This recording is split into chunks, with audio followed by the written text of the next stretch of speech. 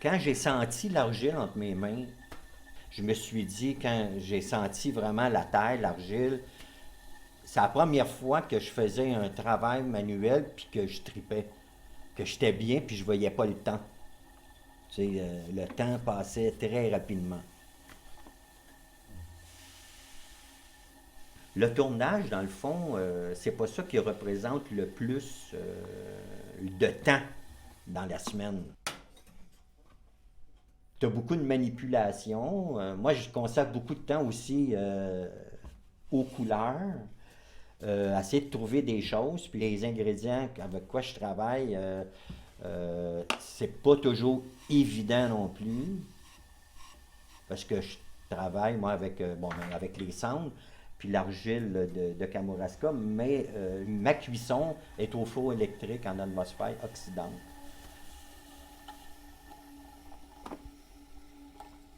Bien, l'argile de Kamouraska, la seule chose que je sais, c'est que il y a beaucoup plus de sodium dedans. C'est du sel, parce que l'eau est salée à Kamouraska, puis le sel, je ne l'enlève pas, je la garde là. Elle a sûrement une influence sur les glaçures. Après ça, c'est que à tous les jours, tu as 4 marées dans le Saint-Laurent, là, à cette hauteur-là. 2 basses, 2 hautes. La composition varie tout le temps.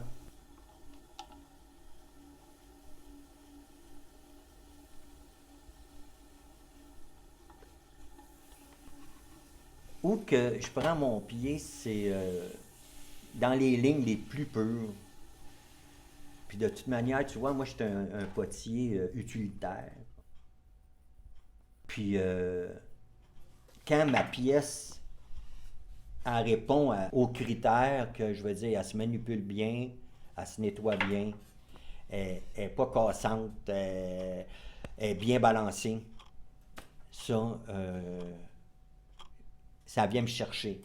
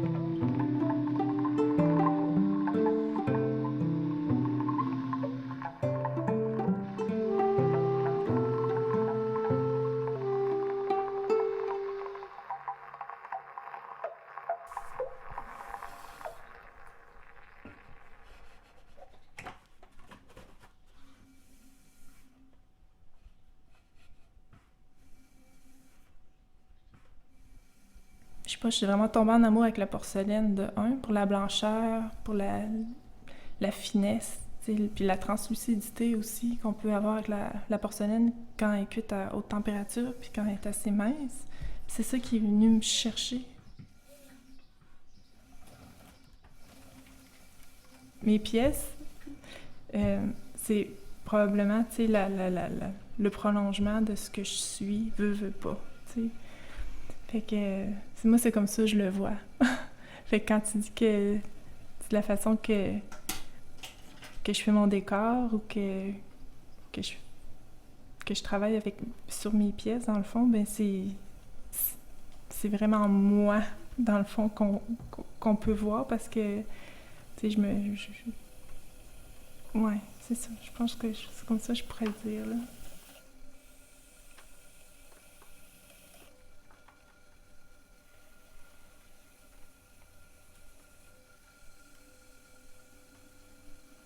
Quand je termine une production pour aller faire un salon ou quelque chose comme ça, j'ai hâte de revenir dans l'atelier pour recommencer à tourner. Mais là, quand ça fait quelques jours ou quelques semaines que je fais du tournage, mais là, j'ai hâte de faire mon tournassage.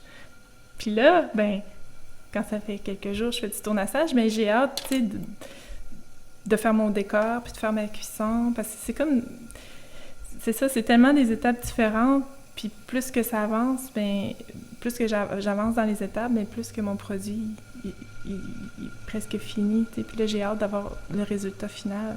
Puis le résultat final, ben, c'est après la cuisson au gaz. Puis la cuisson au gaz, bon, on sait jamais, tu sais, comment ça va sortir non plus. Tout le temps, c'est toujours une surprise, tu sais, à savoir si ça va être rouge, vert, malgré que souvent, c'est beaucoup, tu sais, je sais maintenant, tu sais, comment contrôler mon four pour avoir des rouges cerises, mais il reste que, tout dépendant encore une fois de la température, la pression atmosphérique, ou même de mon humeur aussi, ou si je suis vraiment dans la lune pendant la cuisson, ou si je le suis pas, ben le résultat sur mes pièces va être vraiment différent.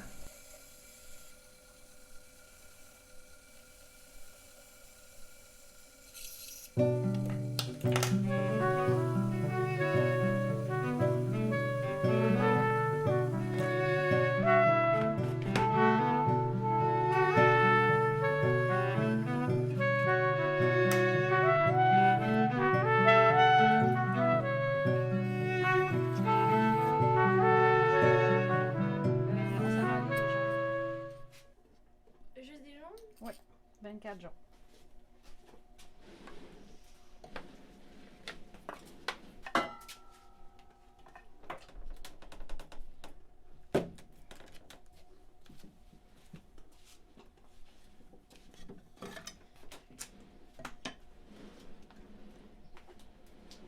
Notre signature, en fait, c'est une porcelaine qui est très blanche, une vaisselle qu'on utilise dans le quotidien, à tous les jours.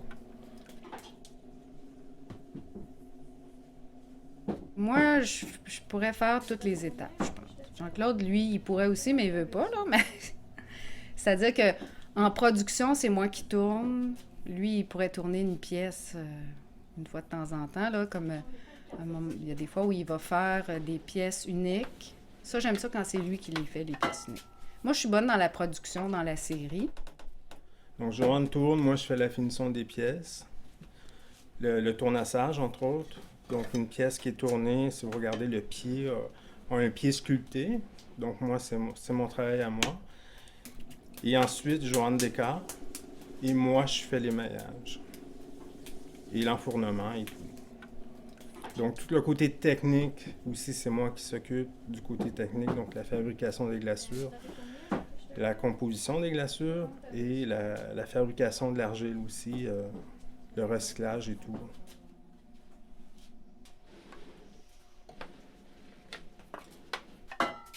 On essaie de faire de la poterie. En fait, une poterie qui a un peu de poésie pour agrémenter le quotidien, en fait. Moi, c'est la vaisselle européenne qui m'attirait au départ. Puis je pense que c'est pour ça que ça transparaît dans les objets.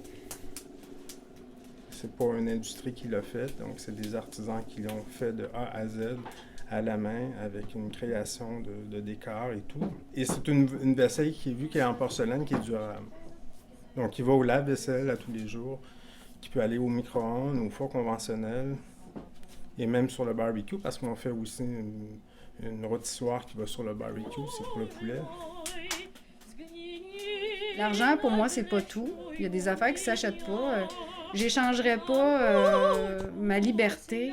Tu sais, je gère mon temps comme je veux. Je peux prendre soin de ma santé.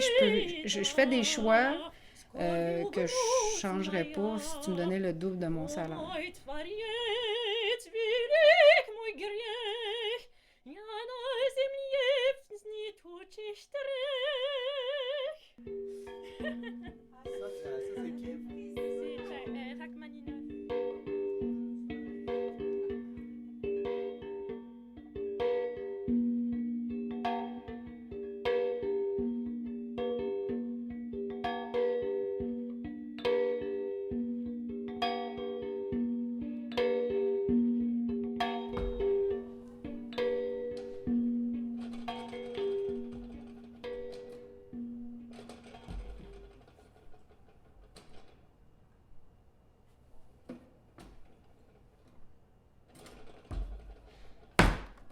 je pense que j'ai vraiment amené tout mon style, toutes mes influences dans ma prod, très naturellement. Et, euh, et mes influences viennent de toutes sortes de choses. Puis, but one major one was like animation, cartoons. Yeah. So it was very natural for me to start putting faces on things. Yeah. But in a very subtle way as well. Tu sais, les cartoons que j'aimais, c'était tu sais, des séries japonais et de Chine aussi. Puis ils ont un look très clean, très simple, and not too extroverted. But I think when you put a face on something, it just becomes extroverted. So I think it depends on the type of face. Yeah. J'aime the versatility que la céramique offre. En plus, la processus, tu sais, j'aimais, like, I liked throwing on the wheel, j'aimais ça le façonnage aussi, tu sais, toucher à l'argile. Like, I liked the whole kit, and I liked how it seemed so vast, and like the limits were limitless pretty much, and that's really awesome, you know. And it's through also mistakes and through repetition that you start discovering like different shapes, different objects, other things that you could do. So without that repetition, without that production side, I don't think it's possible, at least for me, maybe it's not for other people, but I don't think it's possible to push certain objects further, you know, and to make new things.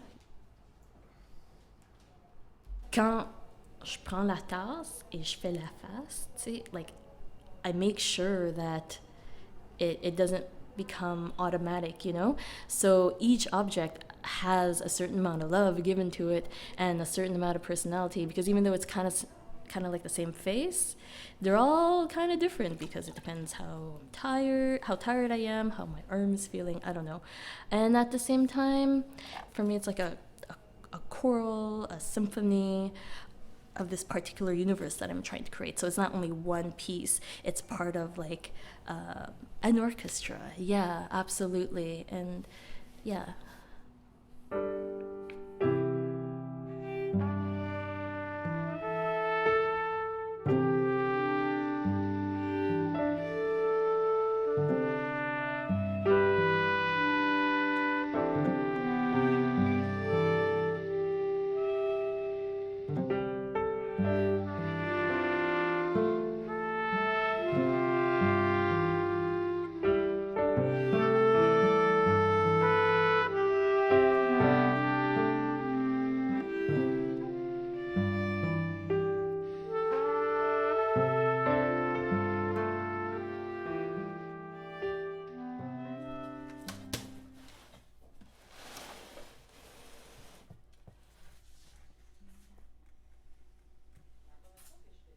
Je suis vraiment tombée en mon amour avec la matière quand j'ai découvert le façonnage. C'est le geste, l'exercice physique de faire le rouleau à pâte, l'argile qui est là, d'agrandir tout ça et de voir qu'est-ce que ça devient. Ça change toujours d'une minute à l'autre. L'aspect, je pense que c'est ça qui m'a plu. De le voir tout de suite. C'est pas un travail qui est répétitif. Il y a toujours plein d'étapes là-dedans et je pense que c'est ça qui me plaît. La diversité des étapes pour arriver au produit final. Au début, j'utilisais qu'une seule couleur, à part la pâte blanche. Aujourd'hui, on peut retrouver jusqu'à 4 à 5 couleurs dans cette ligne qui passe, qui est très subtile, donc des différents tons de gris avec le blanc et différents tons de la couleur prédominante, soit le bleu, le rouge, l'orange.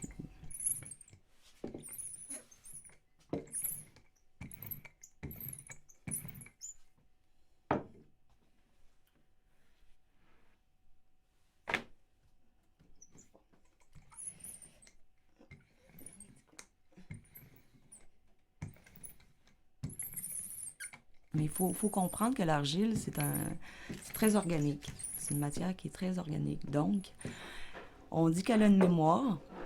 Ce qu'on veut dire, c'est qu'elle se souvient de ce qu'elle a subi durant sa vie, si je peux l'exprimer de même. Ce que ça veut dire, c'est que moi, c'est ça, je façonne. Donc, je prends une motte, je fais une grande plaque avec. Après ça, je l'applique sur une ronde bosse. Puis là, en plus, ben ça s'applique pas automatiquement tout de suite rond. Fait que je suis obligée de la forcer un peu pour qu'elle vienne épouser la ronde bosse. Fait que c'est là qu'elle garde cette mémoire-là de les gestes que je lui ai donnés quand que je suis venue la façonner pour épouser la ronde bosse. Puis ça s'en souvient à la dernière cuisson. Et là, j'ouvre le four, puis là, elle est allée d'un bord ou elle est allée de l'autre bord. Il y en a qui ont moins déformé, il y en a qui ont plus déformé. Donc... Mais c'est toute la beauté. Moi, ça me fait immensément plaisir quand j'ouvre un four et que je vois, ah, voilà, à déformer par là, c'est un grand plaisir de voir que c'est une matière qui est immensément vivante.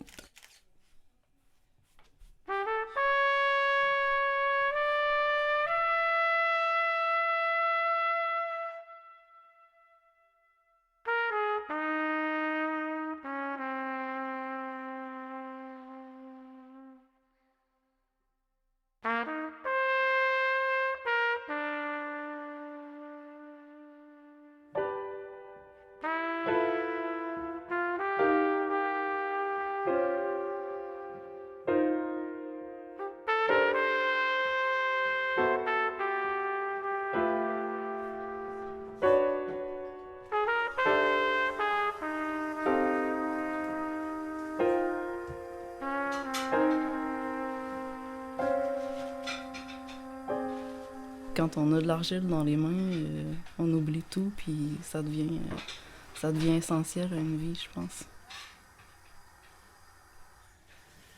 J'aimais ça avant de savoir que j'allais en faire. On pouvait essayer la journée où je suis allée m'inscrire au cours, puis j'ai dit non, je sais que j'aime ça. Puis j'ai eu des professeurs hyper inspirants, donc qui m'ont poussé à aller plus loin. Puis c'est comme ça, je l'ai fait vraiment de façon autodidacte, là, avec des cours par-ci par-là, mais ça a été une histoire d'amour depuis le premier instant, là. Là, je fais de la production utilitaire, je fais du tournage en grande partie. Puis je pense que je fais quand même une production qui est assez commerciale, qui plaît à beaucoup de gens, autant des jeunes que des plus âgés, puis que des garçons, que des filles. Donc j'ai vraiment une grande chance de pouvoir avoir quelque chose qui plaît à un aussi grand éventail de gens, là.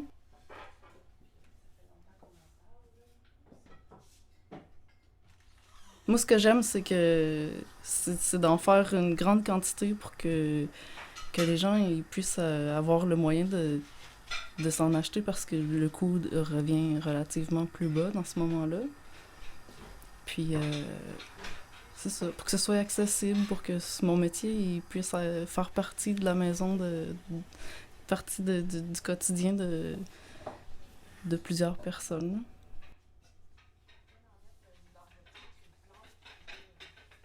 C'est quelque chose que j'aime vraiment beaucoup. Donc, ça me fait plaisir quand je vois les gens qui manipulent les objets, qui trippent, qui trouvent ça beau.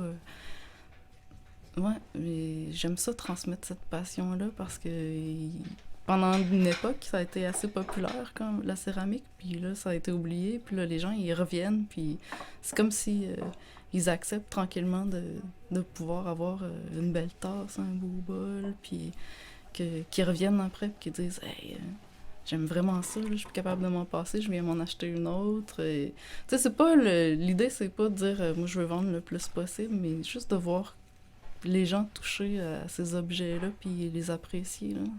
C'est ça qui me fait plaisir.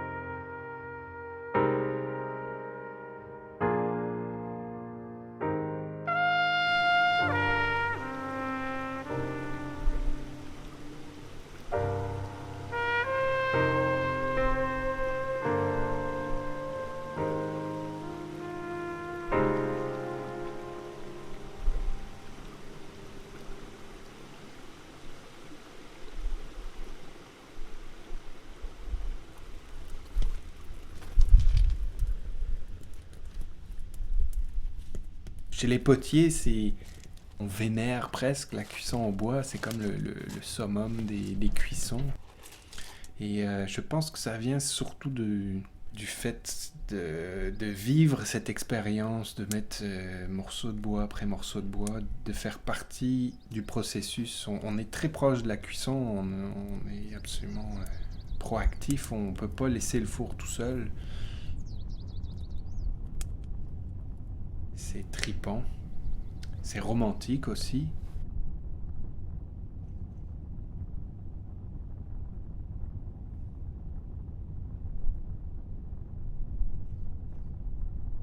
Il y a un buzz de fatigue à un moment donné, ça c'est sûr, parce que c'est pas possible de rester concentré pendant 13 heures complètement. À un moment donné, il y a la fumée, il y a la chaleur. Je sais que c'est pas tout le monde aussi qui est capable de supporter cette chaleur-là, parce que devant le feu, quand on ouvre les portes, c'est assez violent. En fait, là, j'ai fini la cuisson, je suis vraiment content, ça s'est très bien passé. Là, je vais vivre quelques jours dans l'expectative. Et là, je vais défourner, puis je vais voir le résultat. Et il va y avoir une déception. Et ça arrive toujours comme ça. Il faut que j'essaye de me détacher de ce que je vais défourner. Mais je vais quand même être très fatigué juste après. Parce que ce résultat-là, je vais le voir, puis il va être très différent de ce que j'imagine pendant 3 ou 4 jours. Ou même ce que j'ai imaginé pendant que je produisais, pendant que je tournais. Donc c'est 3 semaines d'imagination. Puis là, j'ouvre le four, et là, la pièce est là. Mais c'est pas ça qu'il y avait dans ma tête. Fait que, qu'est-ce que je fais avec ça? Puis souvent, il y a comme une espèce de déception, puis une adrénaline qui descend d'un seul coup, là. Une grosse fatigue, des fois un gros découragement. Alors on met les pièces dans un coin de l'atelier, puis on attend quelques jours, puis ensuite on les sable, parce qu'il y a encore une étape, il faut sabler les pièces, c'est long, là, sabler un four à bois. Et après, là ça va mieux, ça revient.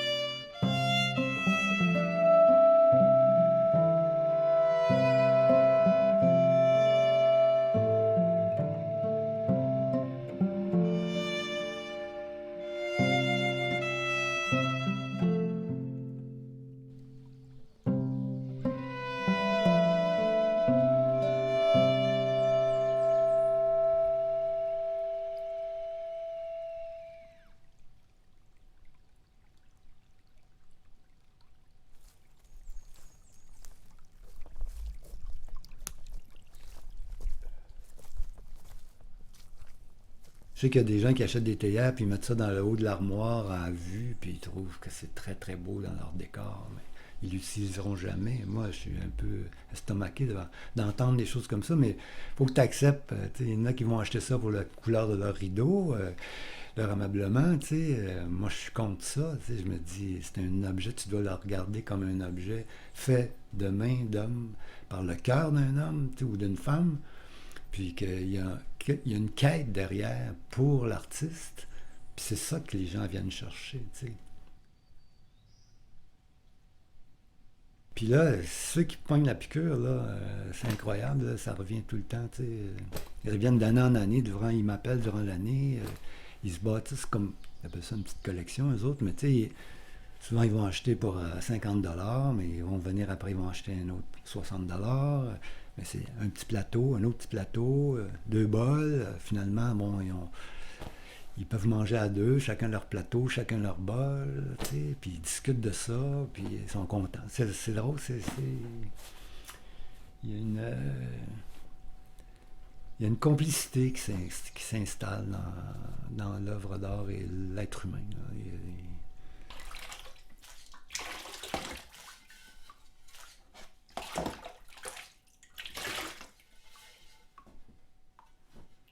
Moi, je mets en branle un processus qui va permettre aux émaux de se révéler dans toutes sortes d'atmosphères, dans toutes sortes d'états. Tu sais.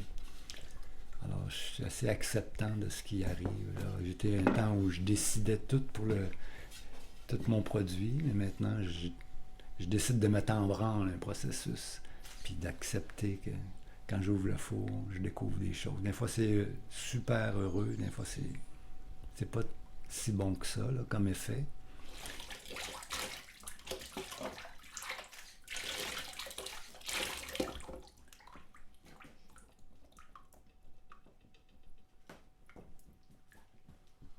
En même temps, c'est très scientifique comme métier. Tu peux avoir une formation en chimie. La chimie des glaçures, c'est une intimité incroyable. Là. Ceux qui sont passionnés de ça, ils peuvent créer des glaçures à toutes les températures, de toutes les textures, de toutes les couleurs. Ça devient un jeu, ça devient une passion souvent. Puis s'ils sont très bons en création au niveau du modelé, si ils juxtaposent les deux, ils font des choses extraordinaires quand même, là, tu sais.